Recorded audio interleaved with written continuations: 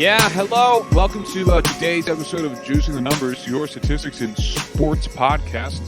I am your host, Joshua Tracy. And I am Corwin and Josh. Fuck you, Dan. That's fucking funny. Welcome to the show today. There's a whole bunch of shit going on. Welcome to the shit show.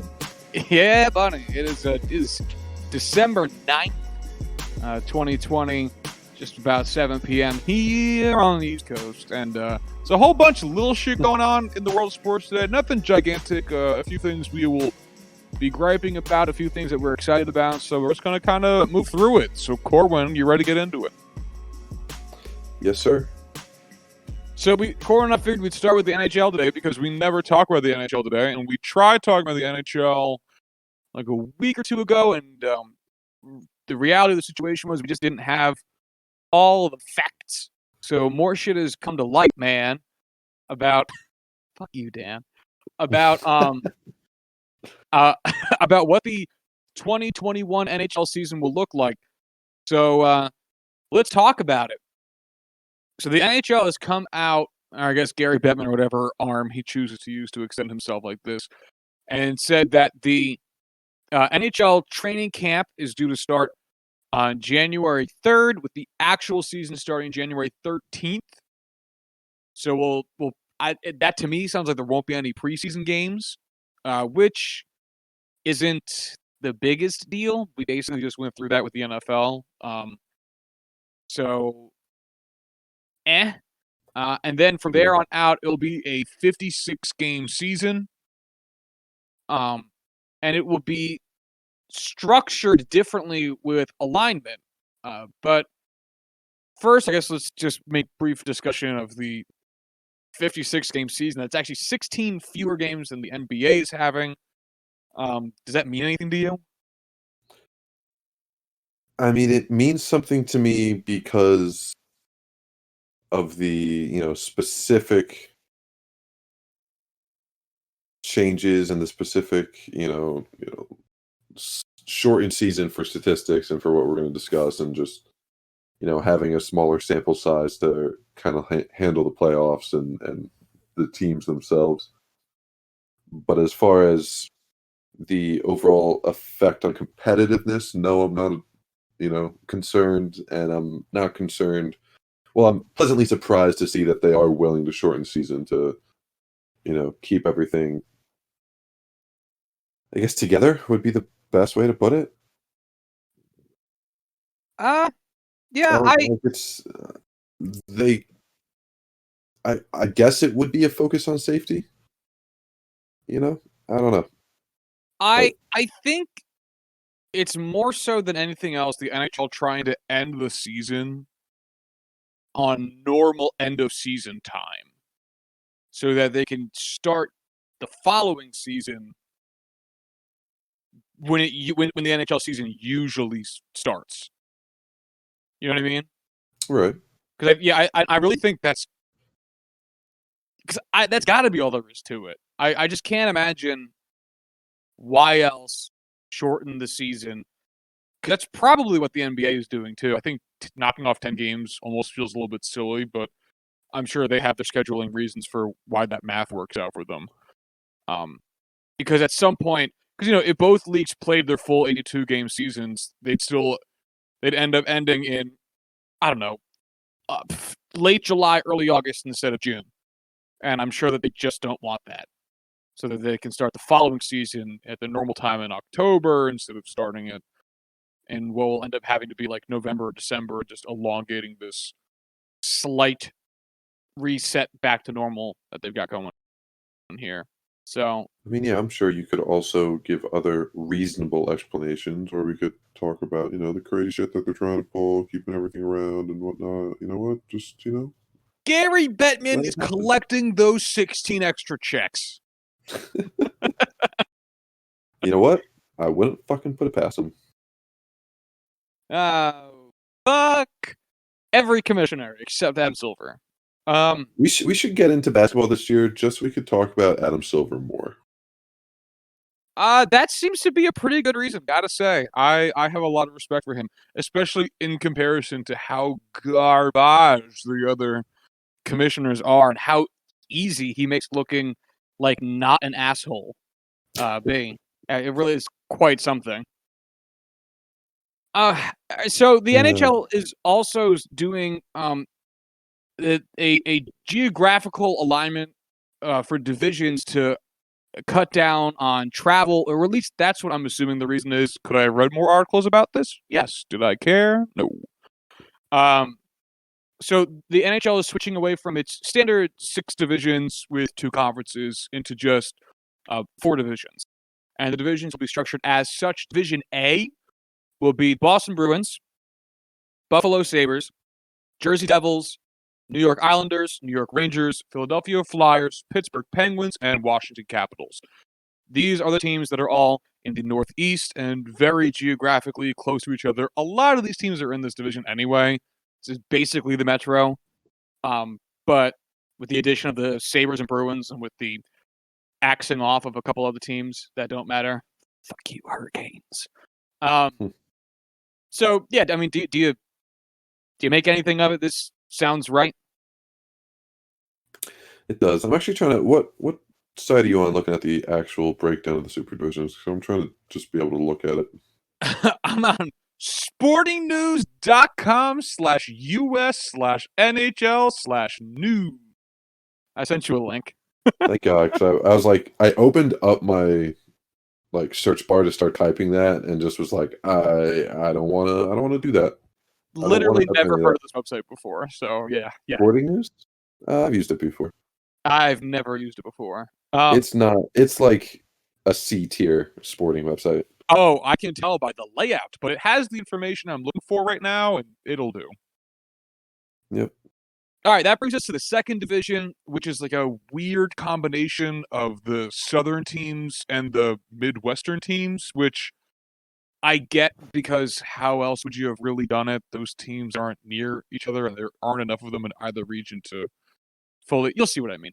The Carolina Hurricanes, the Columbus Blue Jackets, Florida Panthers, St. Louis Blues, Chicago Blackhawks, Detroit Red Wings, Nashville Predators, and the Tampa Bay Lightning make up Division B. So you got all the Southern teams, the 2 Florida teams, fucking Tennessee and Carolina. Then you've got the Midwestern teams with Detroit, Chicago, Ohio, and Missouri.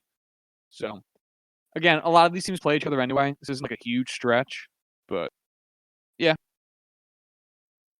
Yeah, again, it's just kind of like, yeah, okay, that makes sense. Chicago's with some new teams.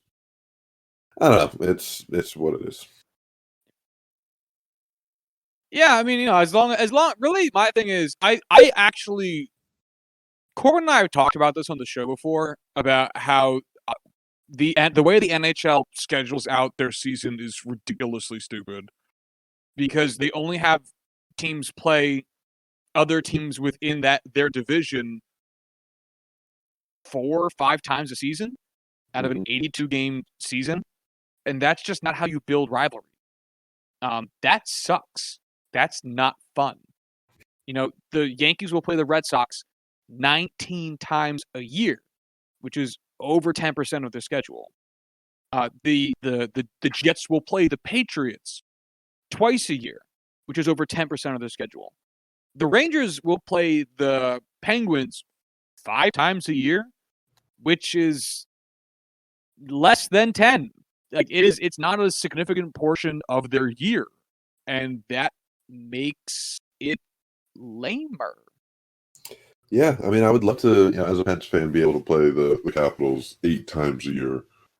I'd love to be able to see the Rangers 8 times a year, and I don't I get the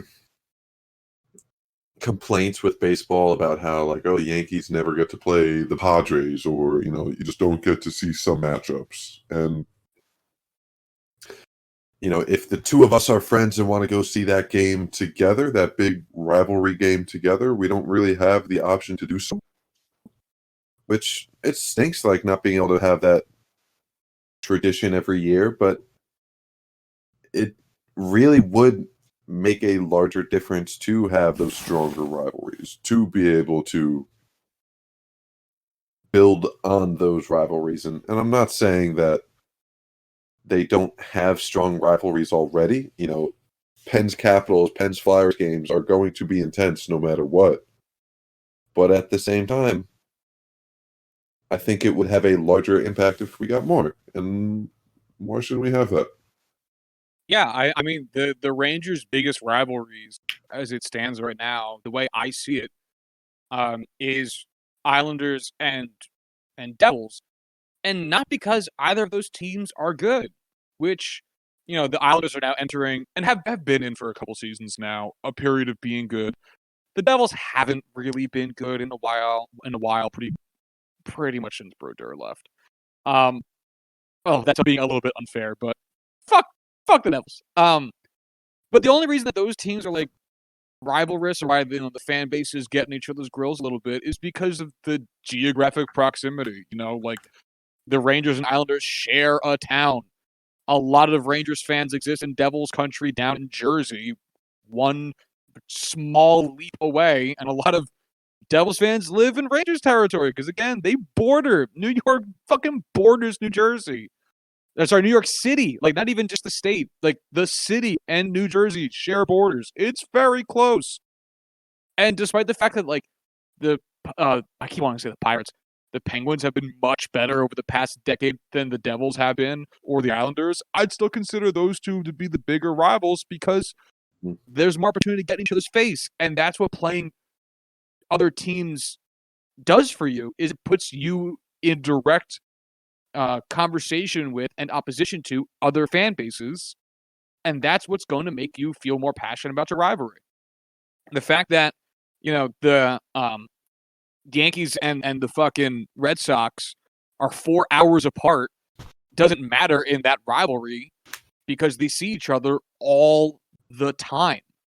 And there's plenty of opportunity for either fan base to get the other one's goat when you're seeing them nearly 20 fucking times a year.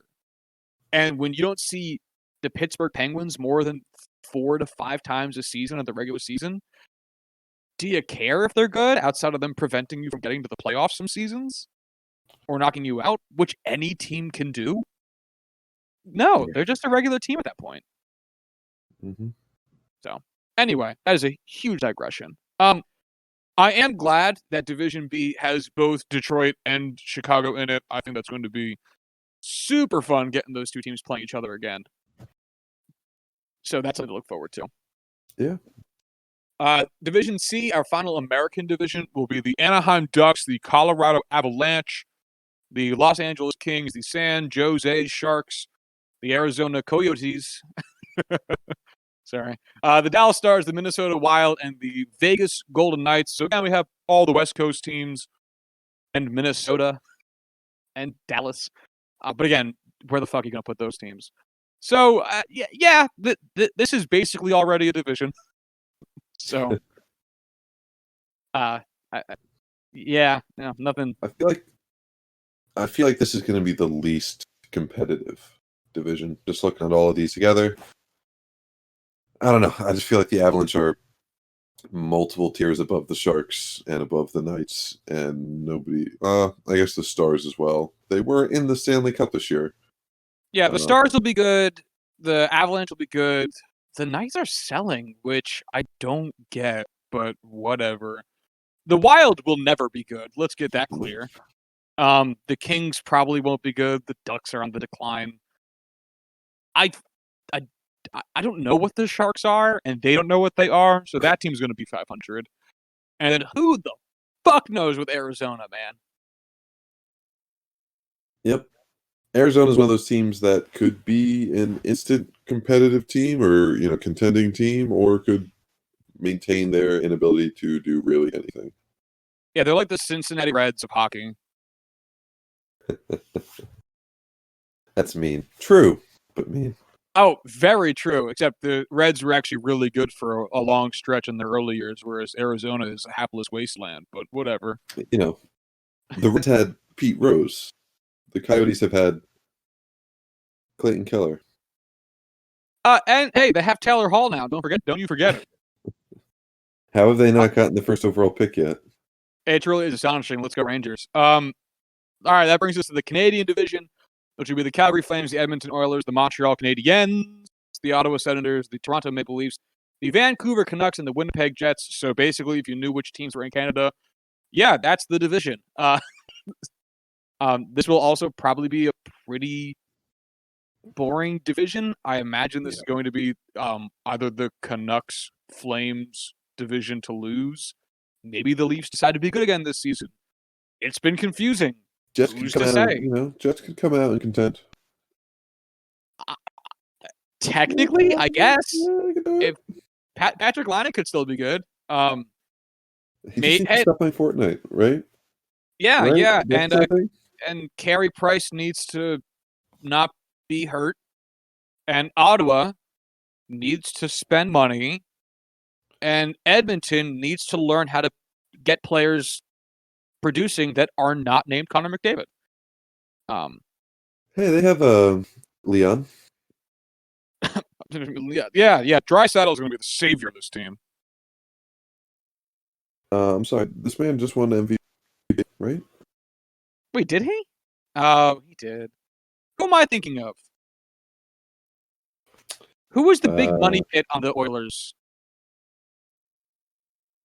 The big money? The Oilers had somebody. Maybe this was a couple years ago now, with like a huge contract that just wasn't doing shit. Was it their bruiser? I don't know why I can't think of this. Milan Lucic? Yeah. Lucic. Yeah, he was getting paid a fuck ton, wasn't he? Oh, he's not even on this team anymore. No, but he was getting paid a lot of money. Like, too much money, right? Yeah. Let's see. Let's look up his contract, because now I want to know. Boy, So that was a quick search. A 7-year, $42 million contract. Whoa. Ooh, God. Why? Well, yeah, so he was on Calgary last season, but the season before that, the 2018-2019 season, his last year with the Oilers, he had 20 points. Yeah. Yeah, and in 79 games, he played almost a full, he played a full season. That was 8th on the Oilers. That's not good. He had fewer points than Zach Cassian. Darnell Nurse had double the points. Oh, we don't talk about that. Yeah, anyway. Wow, we haven't talked about hockey in forever. I haven't paid attention to hockey in forever. Well, I mean, hockey and basketball both had the weird thing where it's like they were gone forever. They were gone for like 3-4 months, and then they came back just for the playoffs. And then, the Rangers got eliminated like immediately, which was fine. We got the first overall pick. I'm not mad. But like then I was just, and then it felt like it was gone just as quickly as it came. So it feels like I really haven't watched hockey for like the last year, because we basically haven't. No, I definitely got that. Anyway. Oh, I miss it. I'm ready for it. Yeah, I actually think this is a really fun setup, and I really, really hope that the NHL kind of takes this as an opportunity to maybe consider redoing the divisions, because I am not a Red Wings nor Blackhawks fan. I'm excited to have those teams playing each other again. That's one of the I can't believe they're in different conferences. That's one of the most fun old school hockey rivalries. It's stupid that they're not in the same division. It's fun that they're going to be. I'm looking forward to it. I would very much be for larger conferences like this, or even just keeping the ones that we have here. I mean, the Bruins would be a fun addition to the Metro. The Sabres, I don't know. I would enjoy having Jack Eichel here, but at the same time, the Buffalo Sabres do not move the needle for me. I think it could be a lot of fun, and I don't know exactly how consolidating these divisions would really fuck with excuse me, the competitive nature of, the balance of it all, but at the same time, how much is that seriously going to fuck with the actual culture of the league itself? But, you know, we're here. Might as well try it out. Yeah, we'll see what the NHL wants to do, but I really hope they see this as an opportunity instead of just strictly out of convenience. But so that's what's going on with the NHL. So start date just about a little over a month away, and we'll take it from fucking there, man. See a whole new Rangers squad. Now, Corwin, on to more exciting news. Really high stakes shit going on in the NFL. The Giants and Washington are tied for control of the NFC East after two away upsets, with the Giants somehow beating Seattle in Seattle and Washington somehow beating Pittsburgh in Pittsburgh to each claim their fifth win of the season, pulling an additional game over Philadelphia, now in a distant third with their 292 win percent. And each of the Giants and Washington holding a lofty 417 win percent. Giants and Browns just got flexed into the night game for this Sunday. And exciting stuff happening in the NFC East. What make you of all this? We all knew it was coming with the Steelers. Every Steelers fan knew at some point they were going to have their inevitable loss where they play down to the skills of a truly embarrassing team, which is what we have here. I'm not necessarily surprised.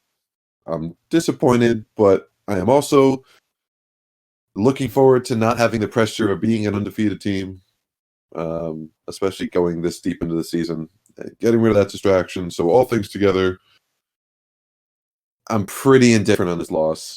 That being said, I am most upset that we are getting closer and closer away from a team with a losing record making the playoffs.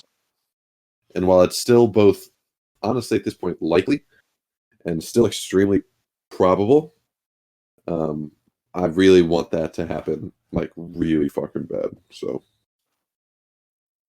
don't fuck this up, guys. Come on. Yeah, it's funny. Right after the loss, I was talking to Kel about how I was considering a strategy of just betting small amounts against the Steelers because they'd always be favored in all their games. And winning, every game of the season is just statistically so improbable that they were just so likely to lose a stupid game.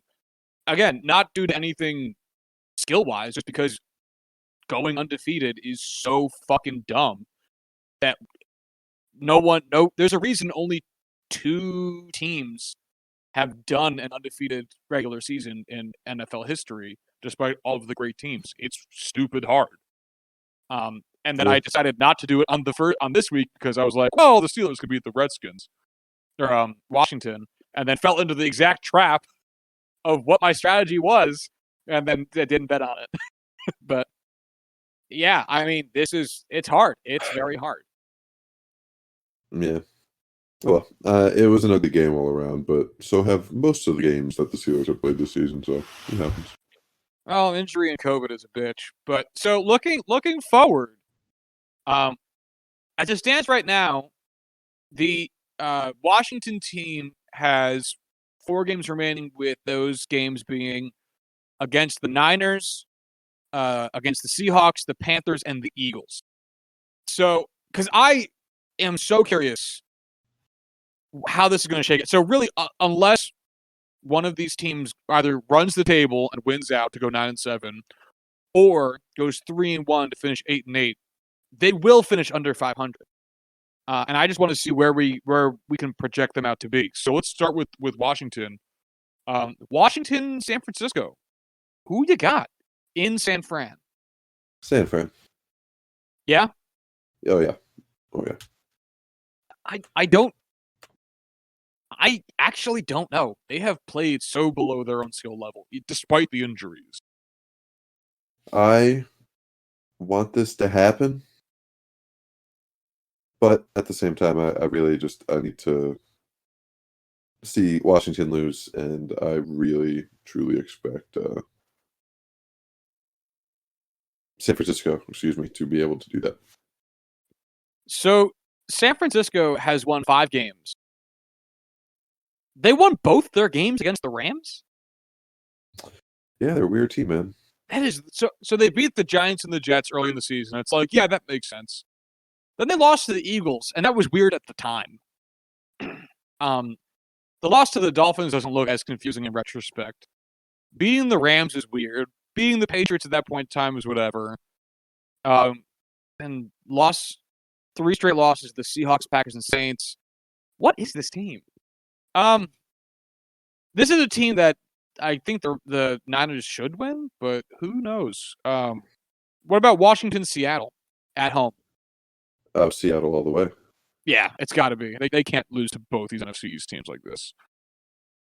All right, so we'll chalk the Niners game up as a loss. So far we're 0-2 here in the stretch. What about Washington Panthers at home? Ooh, that I'll give to Washington. Really, any defining reason as to why?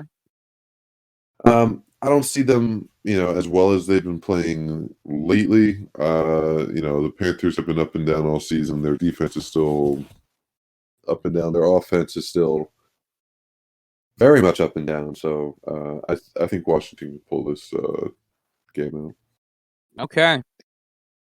And then they close their season on the road against Philadelphia. I think I'm going to take Philadelphia here.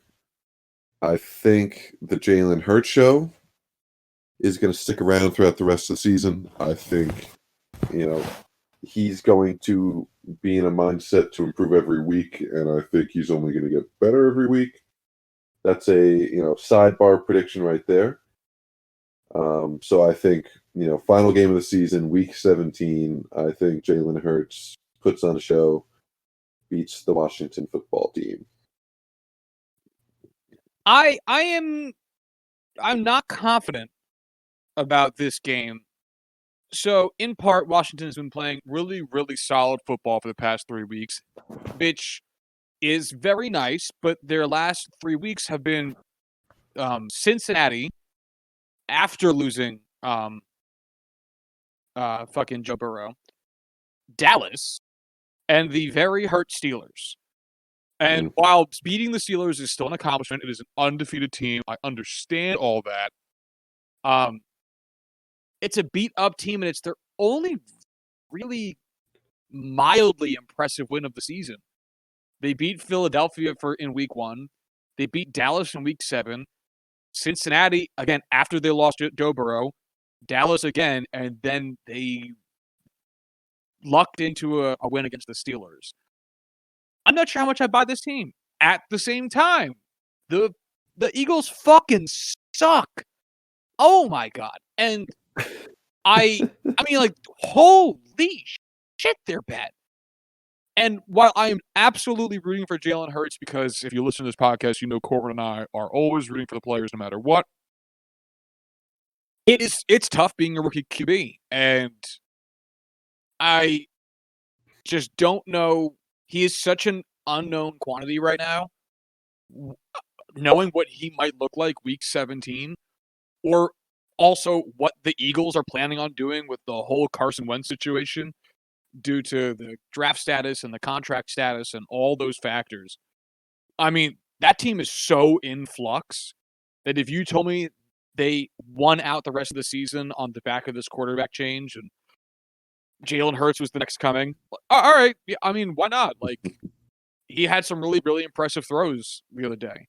And if you told me that he got raked over the coals the next 4 weeks, and they didn't win a single game and they didn't score more than twice, I'd go, okay.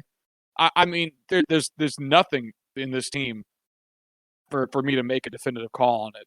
So I still want to give this to Washington based on nothing but recency bias. But I mean, my God, this is it's going to be a shit show.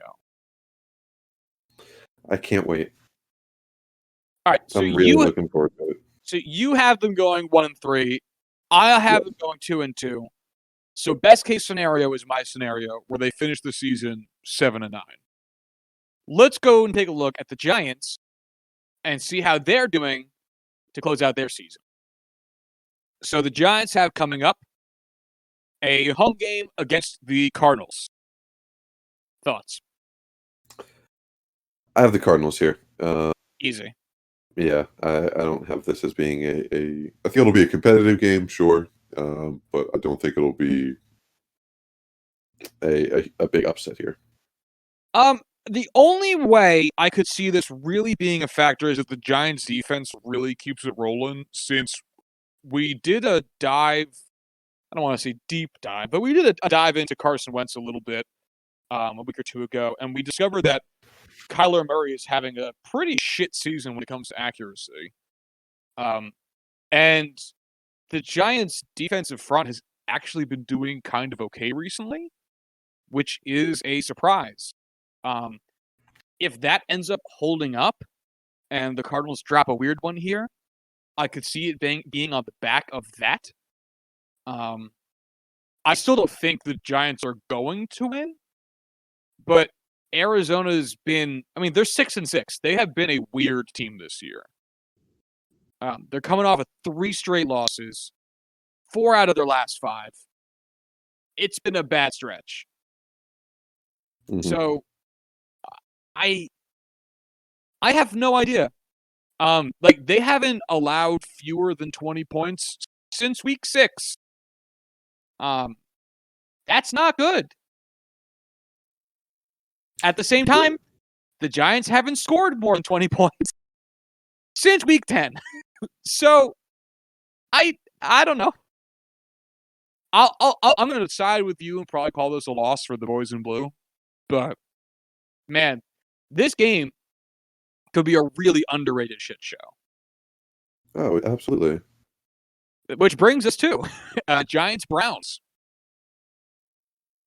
Oh man, I have the Browns all the way. Yeah, I think this is a much safer pick for the Browns than the Cardinals. Well, I mean, the Browns are 9-3. Obviously, they're good this year. So yeah, I think we're in accord on that. Giants at Baltimore against the Ravens. Again, Baltimore, and I don't think this is going to be necessarily a close game. No, neither do I. Baltimore comes back and focuses up second half of the season and figures it out. Yeah, I just think it's a much less of a stretch to say that Baltimore will put it together than the Giants will, especially in respect to these two teams' true talent levels, which I know is kind of a lazy excuse here, but at the same time, we've seen Baltimore be a very, very good team, and we have seen the Giants go on a 4-week stretch in which they beat Washington, Philadelphia, Cincinnati, and then one weird win against Seattle. And again, much like we just said with, not to put words in your mouth, much as I just said in regards to Washington's fluky win over the Steelers, beating Seattle's really cool. The rest of your wins are against garbage teams. So, what does that really say? All right, then last game of the season at home against the Cowboys. Oh, I imagine this is going to be a close game just because of the nature of a Week 17 chance to knock the Giants out of the playoffs kind of game. Definitely a competitive in-conference rivalry game, but I just cannot imagine the Cowboys beating the Giants. I just can't. So you're going for the Gigantes there as well? I'm going for the Gigantes. All right, so that means that you got them going 1-3, which is the exact same record you had Washington going. That would be correct. Now, because the Giants beat Washington twice, I would imagine that would mean that the Giants would go to the playoffs. It would, yes. So I have the playoff predictor website up, and I'm looking at it, and the Giants would win that tiebreaker with a 4-2 division record versus Washington football team's 3-3, so they would advance to the playoffs. They would be advancing at 6-10. Hey, man, can't all be successful. Oh man, they worked hard for those 6 wins. Jesus. Oh. So I don't know how you've been looking through all this, if you're also using Playoff Predictor, but I am not. I have completed the rest of the season, would have my predicted playoff scenario, which we can go through, or you could catch up if you want. I don't know how you want to do it, but No, go for it. we could definitely discuss these matchups. Do you want to start with the AFC? Sure. So I have the Steelers finishing 14-2, a tied record with the Chiefs 14-2. But because of, I believe, division record, the Steelers would advance on that technicality.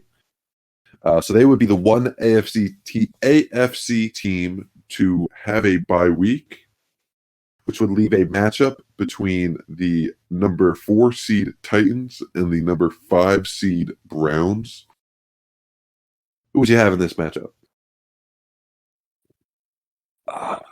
I don't like it. The Browns? Yeah, that's what I did too. I think the Browns, as much as it pains us all to admit, I think they are a much better team at this point in the season than the Titans are. I don't know about much better. I think they would pull off the win, though. Yeah, I'm there. Cut out a little bit, so I assume you're done talking at this point. So Yes, I am. All you, buddy. Number 3 seed Bills versus the number 6 seed Dolphins. I personally would have the Bills advancing here. Josh, what say you? God, I hate the fact the Bills are actually good because I don't think I can't get that mental block out of my mind that says that they are. But probably the Bills. They've just played more consistent football. The Dolphins have played good football this season, but not nearly the consistency that the Bills have. So, just for reference, I have the Bills finishing 12-4. I have the Dolphins finishing 11-5. Wow. Yeah, I don't know where that came from, but it's the way it worked out. So, fucking A, man. And then to close out, we have a rematch of last year's AFC Championship game. The 2 seed Chiefs going 14-2 versus the 7 seed Ravens going 10-6. I mean, Chiefs all the way. And I wouldn't say it's a question. Nope. So that takes us to the NFC, where the 13-3 Green Bay Packers take the bye, which leaves us with a 4 seed Giants versus a 5 seed Los Angeles Rams. I mean, the Rams. This meme can't continue forever. And there's no chance I give the Giants a 0% chance to win that game. That will not come back to bite me in the ass. I promise you that. I give them a 25% chance of winning that game.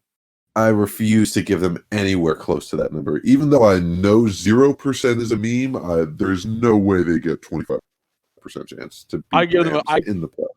I'm not trying to be controversial. This is a genuine take. I genuinely would give the Giants a 25% chance of winning that game. All right. I now hope this matchup happens so that we can take odds. Excuse me. Oh, my God.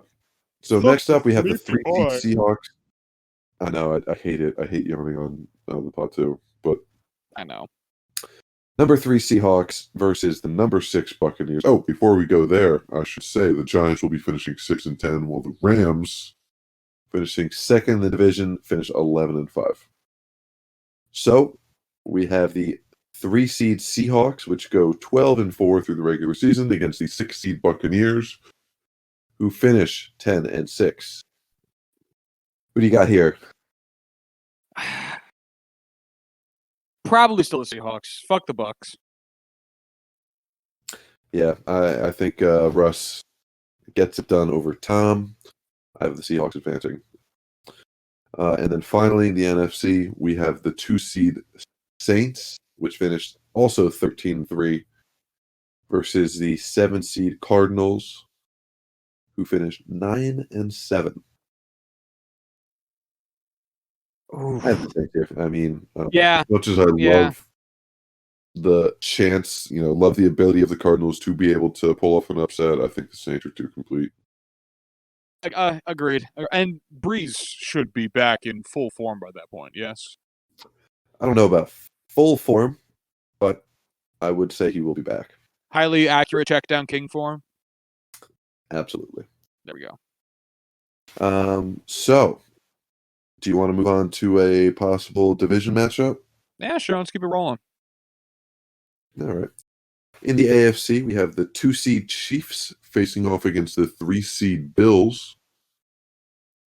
I have the Chiefs here. I would as well. I still don't think that the Bills are anywhere near the Chiefs level. So yeah, I just think the Chiefs are just too. Plus, again, the Bills have been padding their stats this season against the Jets, the underperforming Patriots, and several of the other low-life, terrible teams that exist in the AFC. So, yeah, very true. So then that leaves us with the Browns and the Steelers. I'm going the Steelers here. Call me biased, but it's tough. I'm going to need to see how the Steelers react to having all the fucking injuries that they've had. And so far, they've played okay. But, I mean, you've been watching these games. They haven't played their best football these last 2-3 weeks. So I might tentatively say the Browns here as long as they don't suffer any more large-scale injury. Yeah, but I would say the Steelers do play the Browns very well. And, they already beat them once this season. I think they have a pretty damn good chance of beating them a second and then a third time. And as crazy as that sounds against the team that's played so well, I think that is, even if the Steelers do split the regular season, I think the record the past couple of years would show the Steelers are a better team when these two match up. Okay. I do not disagree. All right, so that leaves us with the NFC, with the number 2 seed Saints taking on the number 3 seed Seahawks. God damn it. I really want to see Breeze get there, so I kind of want to pick the Saints, but at the same time, Russell Wilson, I think, is obviously the better quarterback between him and Drew Brees at this point. But the Seahawks keep losing stupid games like the Giants, so I guess I'll pick the Saints still because at least they've been more consistent. I will give you that, but I think some high flying offense late pushes the Seahawks ahead. I'm going to take them over the Saints. Okay. I do not disagree. This is going to be a tough one. Yeah, definitely. I think this would be the matchup of the week if this is how this all ended up.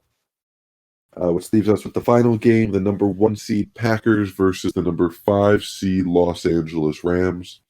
Pack. Yeah, Pack all the way. All right, we have disagreed at some points here as to who we think would win. So let's leave it there, and let the mystery unfold as some more of the weeks go on.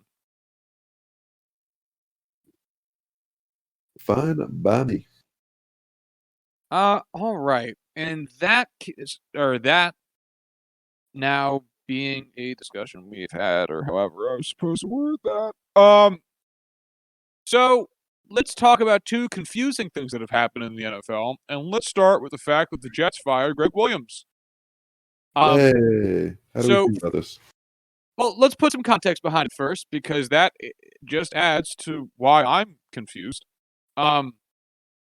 So the Jets were winning. Hey, look, they're winning. They were winning, and no one was happy about it. Raiders fans weren't happy about it. Jets fans weren't happy about it. No one was happy about it.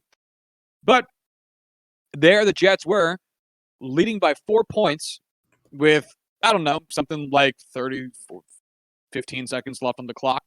Raiders had the ball. On the Jets, I don't know, 40-yard line, some shit like that. Far enough away, they weren't kicking a field goal. They were going for the Hail Mary. And Greg Williams rushed 8 and sent 3 guys back, all into single coverage, including single coverage on a guy by the name of Henry Ruggs, who is the fastest wide receiver in the league. Derek Carr threw him a touchdown, threw him a pass since he was in single coverage and very fast. And he used his speed to get separation on the cornerback that was covering him and take it to the house for a touchdown that walked off the game as the clock expired, therefore beating the Jets 31-28. And because of that call by Greg Williams of sending 8, when in theory he could have just dropped everybody back, as you typically see in those types of instances, because you would rather give up field and burn clock than give up literally the one play that would have lost you the game, basically. And he didn't do it. And it was seen as a call of hubris. I choose to think of it as martyrdom.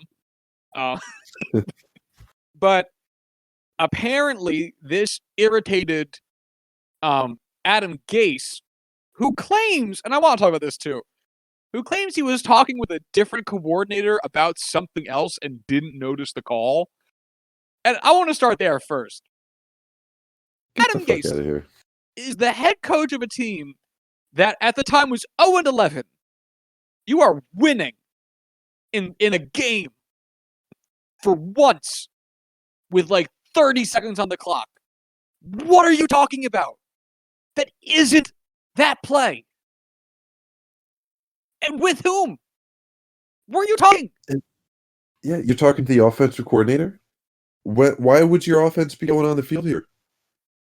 Why would you expect that? Why? This should be all out on defense. You should be focused 100% on defense. The best excuse he could have given, and I will say excuse, was, hey, Greg Williams is a defensive coordinator. I'm not a defensive coach. I have no right to, hey, I'll give my thought as the head coach, but you know what? When it comes down to it, that's his decision. Maybe, no, at the end of it, it should be his decision, but he defers to Greg Williams. That's what I'm saying. This is a weird excuse to use, because you're right. The easy way out would have been, I have nothing but faith in Greg Williams. He thought this was the right play for this, I don't know, this package, or he thought this was the right play for this situation. And while I questioned it, he is my defensive coordinator, and I put my support behind him and his play calling responsibilities.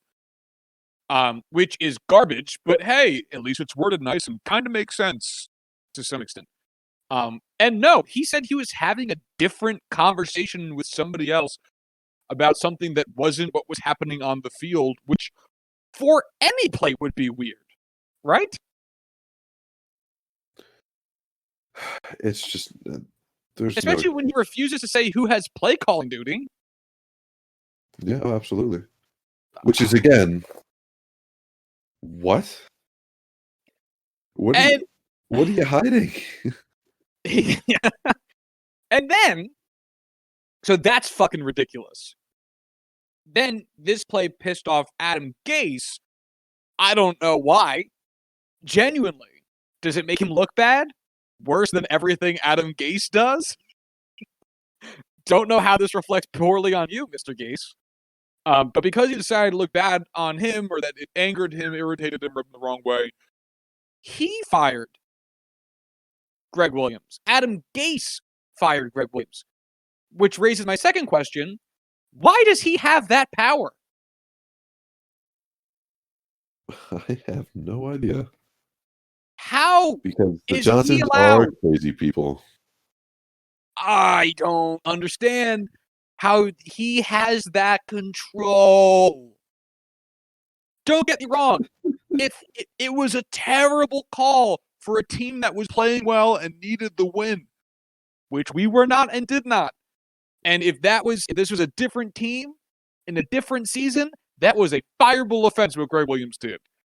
It is not. It is the 2020 Jets. What he did was a heroic act.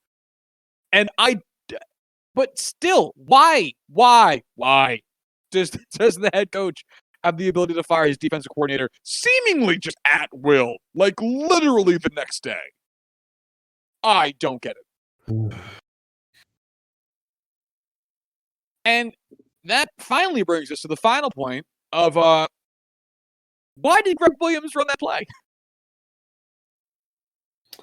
There's no defending the play call. I don't know how you could. I mean, I'm sure there is a way, sure. I'm not, that smart and all-knowing.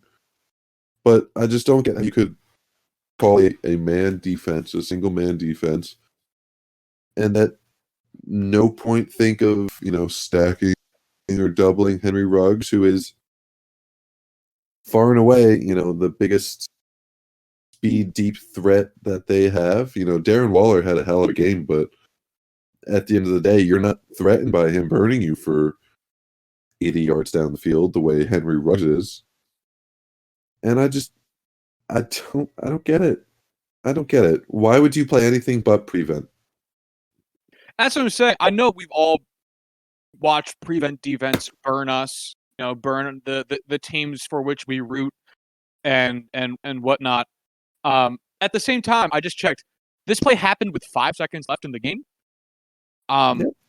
Yeah, why? Why not just burning 5 seconds is literally the time it would take for anything to happen on the field. This was the last play, no matter what. Why not just play prevent defense? And again, I'm grateful for it. It saved the Jets season. But still, I mean, the only rationale there is for this is that Greg Williams knew what was at stake if the Jets won. Yeah. Which, honestly, is what I will continue to believe until proven otherwise. Because it's just too crazy not to. Oh my God. Yeah, I think Greg Williams wanted to get fired. I don't think he wanted to be the defensive coordinator for two different 0-16 teams. I honestly think that there's going to be a major buyout coming his way now that he has ensured that the Jets will get their Trevor Lawrence at least through another week. Yeah, he's definitely getting a steak dinner from somebody for that performance, man. That was some real gutsy play calling. I've never seen anything quite like it. He's a real pioneer of our time. It's one of those things though where like even if it did work out and the Jets won, I'm not sitting here looking and saying, "Wow, that was a tough call, but it worked out and it was the right thing to do, and you had to have the balls to call it. Otherwise, you're playing weak and there's just no other way to do it." No, like it's still the wrong play. It's not subjectively wrong, it is objectively wrong. Oh, yeah. I mean, absolutely. This was ridiculously stupid. Unless it was a covert operation to help the Jets lose. In which case, it was brilliant. Outside of that, this is ridiculously stupid. Yes, sir. Which I guess is a good segue over to the Ravens. So, the Ravens played a football game last night, and that's a point of contention, as was the last game the Ravens played. Because god damn it, the NFL fucking sucks, man. So last night for us, which was 2 nights ago for you, if you're listening, at least listening the day this episode got released. The Ravens played the Dallas Cowboys and won. Yay! They won 34-17. Wasn't particularly close at any real point during the game. But right before the game started, Dez Bryant got pulled off the field while he was doing his warm-ups, getting told that he needed to take a COVID test because he'd gotten a positive test. That is bad. Then, despite the fact that Dez Bryant had been on the field with other players, one would assume chit-chatting, bumping elbows, being near them, and whatnot, the NFL said, well, it can't get past Dez, and then played the game. And that is just confounding. just at the most surface level, how you would allow them to continue this game when someone who is on the field surrounded by the rest of the team would test positive, and at no point it would never occur to you to say, hey, this is by all means the definition of close contact. I know the definition they're using is like 15 minutes of within X amount of feet.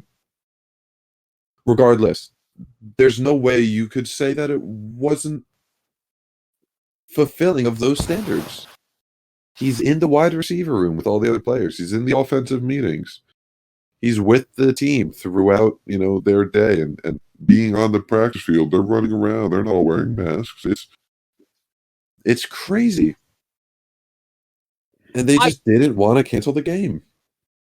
Yeah, I can't help but think that if this was a practice, if this was just a Ravens practice, the facility would be closed for the day after this happens, right? Mm-hmm.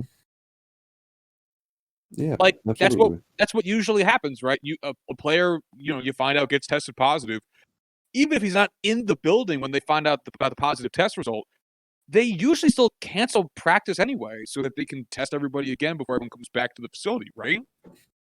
Mm-hmm. That is the standard. This is a game. That means however many people are there for practice, double that.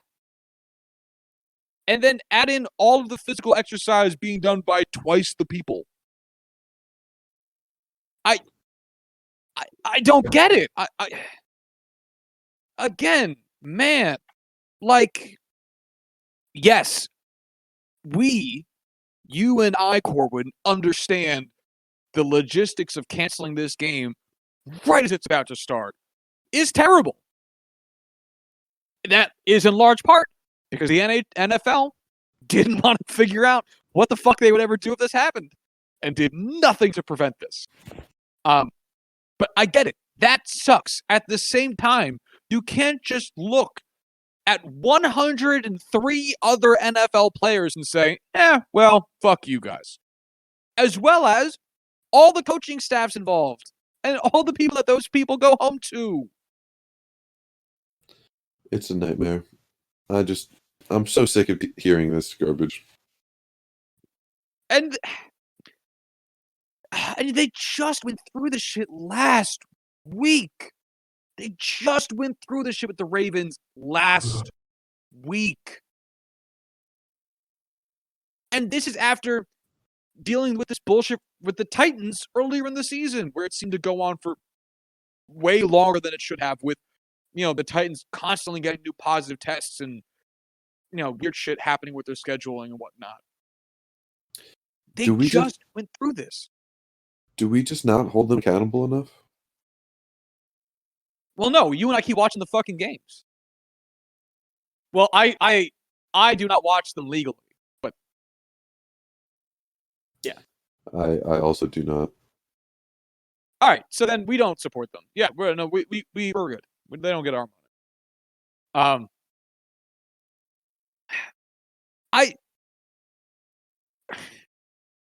The NFLPA has to start stepping in about some of this, because and again, it's the short-sightedness that we talk about with sports leagues so often. The short-sightedness of the situation. If they had handled the Ravens better when they were facing the Steelers and gave that team more time to quarantine players, test everyone several times over the course of several days to get a full scope of who was sick and who was not, and then take steps proceeding that, they probably wouldn't be in this situation. But the NFL didn't prep out what they would have to do if a team, the Steelers, got fucked twice in the same season in regards to the team they were playing getting sick with COVID, that they couldn't schedule that shit out, or at least didn't really feel like it. So they kept delaying that game, forcing it to happen eventually anyway, which forced all those Ravens players who probably didn't know whether or not they were sick, some of them being sick, to keep coming to practice or at least working out in groups anyway because they kept having to be ready for when a game was going to happen. Because the NFL decided that was more important. And surprise, surprise, a week and a half later, actually nearly 2 weeks, because that original Steelers game was supposed to be the Thanksgiving game. So nearly 2 weeks later, the Ravens are still dealing with this shit. Because and it's not Des Bryant's fault that he got sick. This is the NFL's fault. It's not even the Ravens' fault that much that they're dealing with it at this point, because the NFL is fucking them now. How are the Ravens supposed to have a healthy team if the NFL never gave them time to actually quarantine and figure shit out?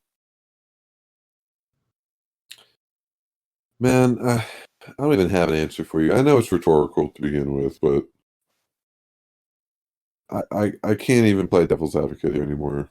I don't want to defend them. I'm not going to defend them. There is no defending them. It's just, it kills me. It is absolute malarkey. As our incoming president would say, absolute malarkey. I mean, again, man, it doesn't even make sense selfishly from the NFL's perspective. It doesn't even make sense in their own self-interest why they would do this. Having a healthy team is good for business. I have nothing left of love to. I have not fucking. No, I'm giving up. No. Fuck that sentence. I didn't want to say it anyway. Yeah, fuck you, Corwin sentence. I mean, it really makes you wonder what else could possibly happen with the Ravens at this point. I mean, if Dez has got it, I'm not going to be surprised if you tell me more Ravens players are to come out in the next few days also positive. Right. I think, which is terrible, but my God. Right. I think things are just kind of going to get a little hairy around the NFL for the next couple days, next couple weeks, even, just because I can't imagine they do anything to come close to redeeming themselves, or really straightening the arrow with how they're dealing with all this. Oh man, they it's like they want you to hate them. It really is.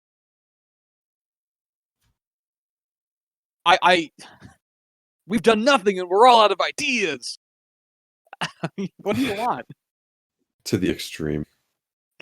I mean, really, they had so much time to put in a contingency plan, and they chose to do nothing.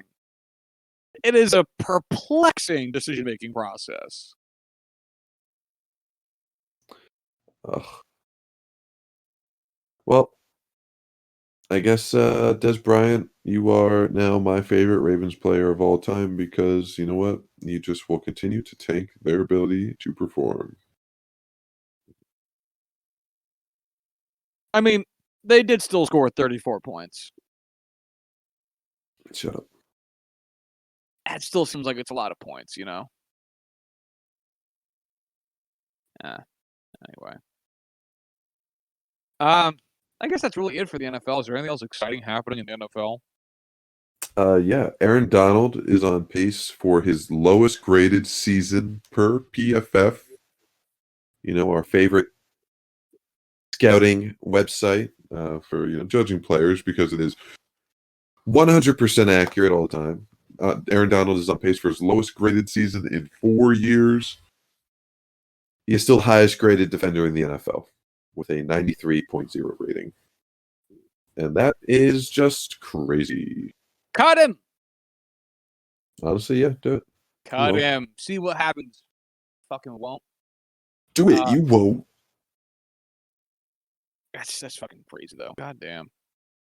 But, yeah, that's all I got for the NFL. All right.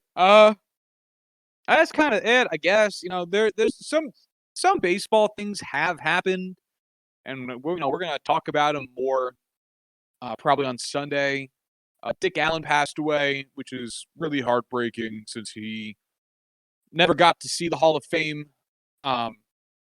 which has been a point of contention in baseball fandom for a number of years now, and I have a lot to say about it. But we figured it'd be best suited for something we could frame some more numbers around, in addition to a greater conversation about who is currently on the ballot for the Hall of Fame this year. So we're going to save that for Sunday as well. But quick shout out to Dick Allen, the man, the baller, his family, everybody. He was a great dude, and he was involved with the Negro League Baseball Museum. If I can give that another quick shout out, great place, run by a great dude. Bob Kendrick's the fucking man.